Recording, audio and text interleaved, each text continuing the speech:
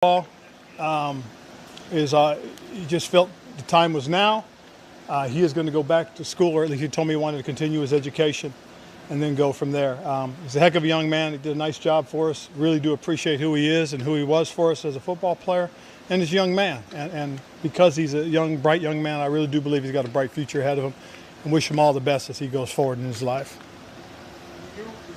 How taken aback were you by that? Did you have any inkling that he was even thinking this way? No, I was a little surprised just because I thought he was doing a really good job. As an F in our style offense, a guy that could play the F or the U tight end position, he was making some pretty good strides. And during OTA's mini camps, he showed his ability, and we felt this was a guy that could have been a matchup problem for some people. So, a little surprised. But again, like I said, I love who he is as a young man, and I want to wish him all the best as he goes back and starts the rest of his life. How much did when he talking about, was he concerned, even like having to fight for a roster spot, or was it just the passion had gone?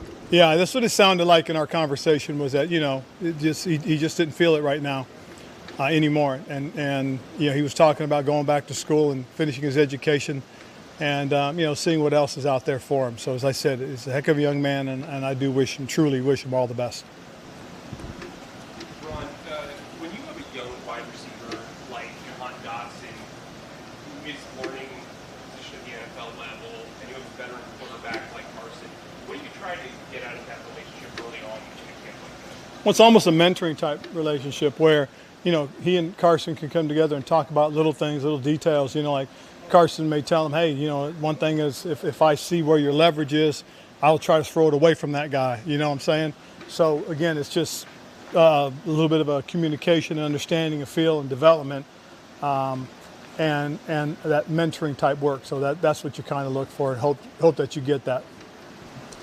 Ron, it's often said in camp that the defense is maybe ahead of the offense. It definitely seemed like that was the case today. What did you see from that group, particularly with the secondary? Well, the one thing, we talked a little bit about it at the end of OTAs and mini camps. I really liked the communications with the secondary, and today was a day where it was a little bit ahead. And the biggest thing I tried to, I circled the guys up and just wanted to make sure, on the offensive side, they were frustrated, obviously, but they also got to understand that we're not game planning. So when you're not game planning, you're not anticipating, you're not expecting specific type of coverages for certain situations, you may not have the success.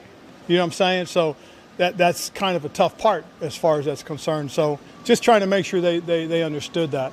But as I said, the one thing I really liked was I thought the back seven had a real nice day. A lot of it had to do with the communications. We are working on some things and a little bit new, and I think that catches people by surprise as far as the offense is concerned. But like I said, I was really pleased with what we got on the defensive side. And with the secondary, we kind of know what the starting four is, but after that, there's young guys, some questions on depth. How does that group kind of look to you, and how did they look today? Well, the guys that we're given opportunities at the Buffalo and at the nickel position, I think those guys have really stepped up. It's good to watch. It really is, because that's what you want to see. I mean, Benjamin coming back and right now getting the first shot at the Buffalo seems to really be fitting and adapting to it nicely. Danny's a guy that's very consistent. We know who Danny is for us.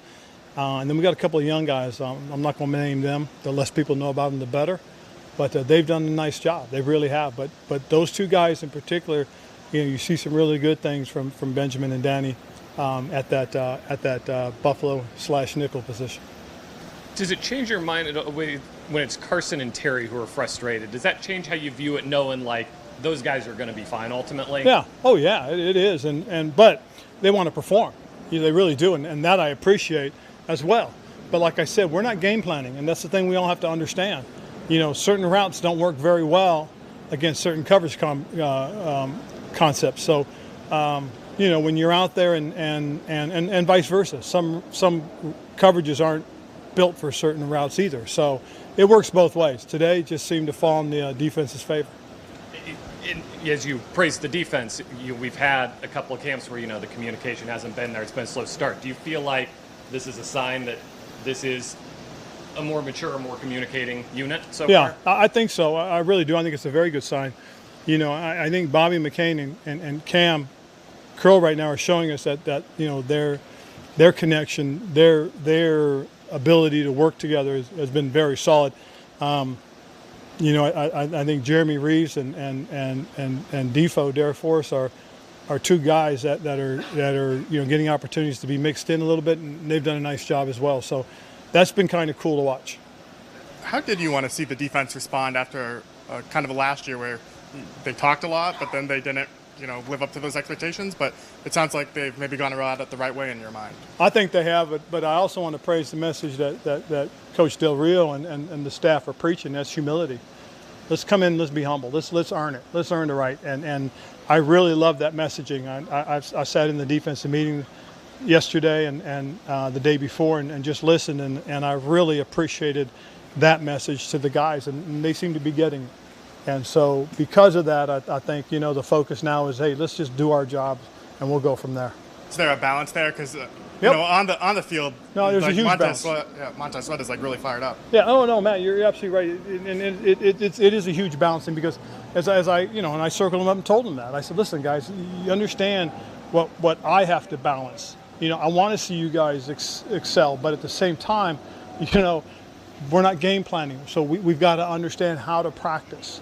You know, how to work with each other, how to connect, how to understand, you know, what it takes for us all to grow and develop, and that's the balance. I mean, it's one thing to take it beyond where we got today, and that becomes, in my opinion, destructive.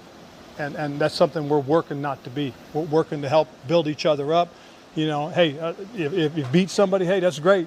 You may wolf a little bit, but then go up and tell them, hey, tell them how you beat them, tell them why you beat them, tell what they need to do to be better. And that's what we've got to get to. Sir, can I just clarify, you thought you guys were on the right side of the line today, or you were trying to bring them back? Say it again. Today, you felt like they stayed on the right side of that line, or you? Yeah, I think they did it exactly, but I wanted to emphasize it and re-emphasize it, because again, you know, that's the kind of challenge you want out there. But at the same time, you also want everybody to understand that we're not game planning. So we're going to do something on defense you're not prepared for, and vice versa. Offense is going to do something that defense isn't prepared for, and it's going to look big. And everybody's going, oh, well, what, you know, well, because we're not game planning, we're not expecting, we're not anticipating.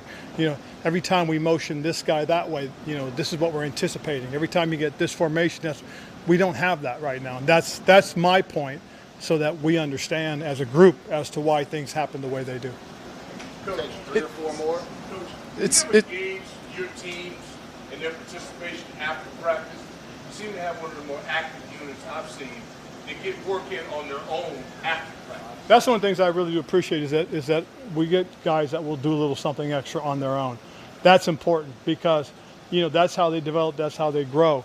You know, as we go through this and we get further into camp, you know, once you start game planning for the preseason games, you want to see that as well. You want to see, you know, a cluster of guys stay after and say, hey, we got to work on this together. And that helps. That's where the growth is. And they have to do it. They have to take ownership at that point, because again, within the rules of practicing, you know, we can't, hey, you know, so the players have to take it on themselves, and that's where the ownership, that's where the maturity comes, and that's what we're hoping to build and get our guys to truly understand how important that is. If you slowly come full circle being a Neanderthal, old days, 2-a-day, bang, bang, bang, bang, to this. And Oh, how yeah. have you dealt with that? Well, it's interesting, because, you know, I'd like to believe, you know, this is my 12th season, and going through this process, learning how to adapt and adjust, I'd like to believe we've done it right. You know, I granted I got in trouble in the spring, but it took 12 years for me to get in trouble, I guess. So I think I'd like to say that I adopted, for the most part, doing the things that we need to do. And at the same time, to your point, and I think it's a hell of a point, is that within the limits of the rules, now the players have to go beyond. And that's probably one of the things that, you know, you want, and that's a sign of maturity as far as I'm concerned as well. So hopefully we can do that. Take 2 more. You've talked about being a younger team. Does that Yep. force you to maybe trust them a little bit more in That's that one of regard? the things that we talked about, was trust and responsibility, and we'll continue to talk about that with our guys. You know, with the new rules and the way it's set up, you know, because when we get done, the players have a lot of downtime. The trust and responsibility is that, hey, they're going to go home, they're going to get off their feet, they're going to get their rest, they're going to hydrate, they're going to eat properly, get their rest, show up the next day. We talked about time management as well. we start our day at 9 o'clock so we can go till 8 o'clock. Because there's a time constraint. So we have to do time management. So don't come in at 8:45 and expect to get ready for practice in 15 minutes.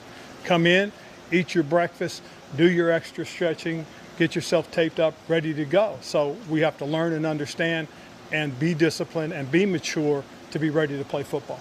It seems like guys are chirping pretty hard out there, whether it be Montez or Chris Harris or JD. Do you like to see that this early and kind of? I do, but I also, as we talked about the fine line from Matt's point, is there is a fine line. We don't want it to be destructive as much as we want it to be constructive.